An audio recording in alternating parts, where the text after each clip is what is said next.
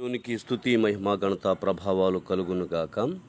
లూకాసు సువార్త 1వ అధ్యాయము 14వ వచనం. అతడు ప్రభు దృష్టికి గొప్పవాడై ద్రాక్షారసమైనను మద్యమైనను త్రాగక తనకి తల్లి గర్భమందు పుట్టినది మొదలుకొని పరిశుద్ధాత్మతో నిండుకుని వాడై ఇశ్రాయేలులో అనేకులను ప్రభువైన వారి వైపు త్రిప్పును.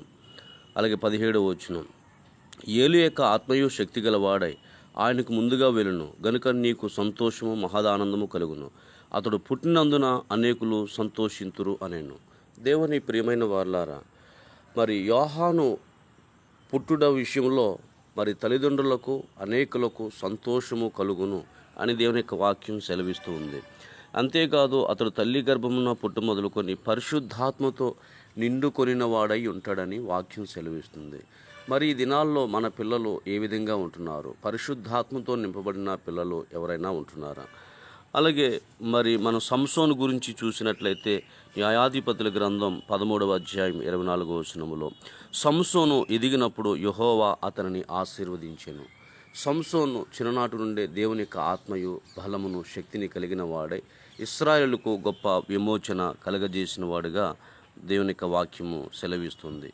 అలాగే లూకాసు సువార్త 2వ అధ్యాయం 40వ వచనంలో చూసినట్లయితే బాలుడు జ్ఞానముతో నిండుకొని ఎదిగి బలం పొందుచు దేవుని దయలో పెద్దల దయలో వర్ధిలను అని యేసు ప్రభుని గురించి కూడా తెలియజేస్తుంది.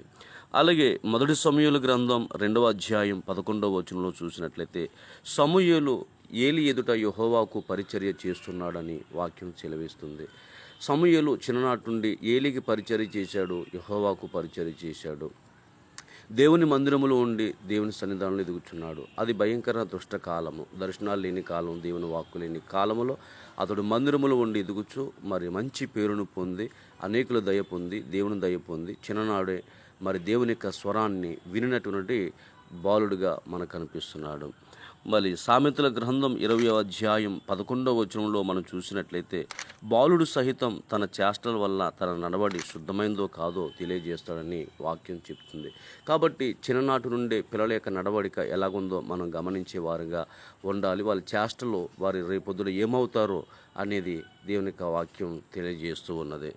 సామెతల గ్రంథం 22వ అధ్యాయం 6వ వచనంలో చూసినట్లయితే బాలుడు నడవవలసిన త్రోవను వానికి నేర్పుము, వాడు పెద్దవాడైన తర్వాత దాని నుండి తొలగిపోడు అని వాక్యం సెలవిస్తుంది. చిన్ననాటి నుండి పిల్లలకు సరైన చక్కని మార్గం, భక్తి మార్గం, పరిశుద్ధ మార్గం, నీతి మార్గం, బైబిల్ మార్గం బోధించినట్లయితే వారు చక్కగా ఆ మార్గంలో నడిచే అవకాశములు కలుగుతాయి. సామెతల గ్రంథం 29వ అధ్యాయం 15వ వచనం చూసినట్లయితే బెత్తము గద్దింపు జ్ఞానము కలుగచేయును, అదుపులేని బాలుడు తన తల్లికి అవమానము తెచ్చును. బెత్తము గద్దింపు జ్ఞానం తెస్తుంది, తెలివిని తీసుకొస్తుంది. కనుక ఈ దినాల్లో పిల్లలను కొట్టే వారే కనిపించటం లేదు. చాలా గారాబం, వాళ్ళకి కావలసిన వాళ్ళన్నీ కూడా ఇచ్చేస్తూ మరి పిల్లల్ని చాలా క్రమశిక్షణ లేకుండా పెంచుతున్న పరిస్థితులు మనకు కనబడుతూ ఉన్నాయి. కాబట్టి పిల్లలు గొప్పవారు కావాలంటే పిల్లల కొరకు ప్రార్థించేలాంటి హన్నా లాంటి వారు కావాలి, దేవునికి సమర్పించేవారుగా ఉండాలి. సూసన్న అనే ఒక సహోదరి మరి తన పిల్లల కొరకు ఎంతగానో ప్రార్థించి గొప్పవారినిగా చేసింది. ఆ విధంగా మీ పిల్లలు అవుదురుగాక.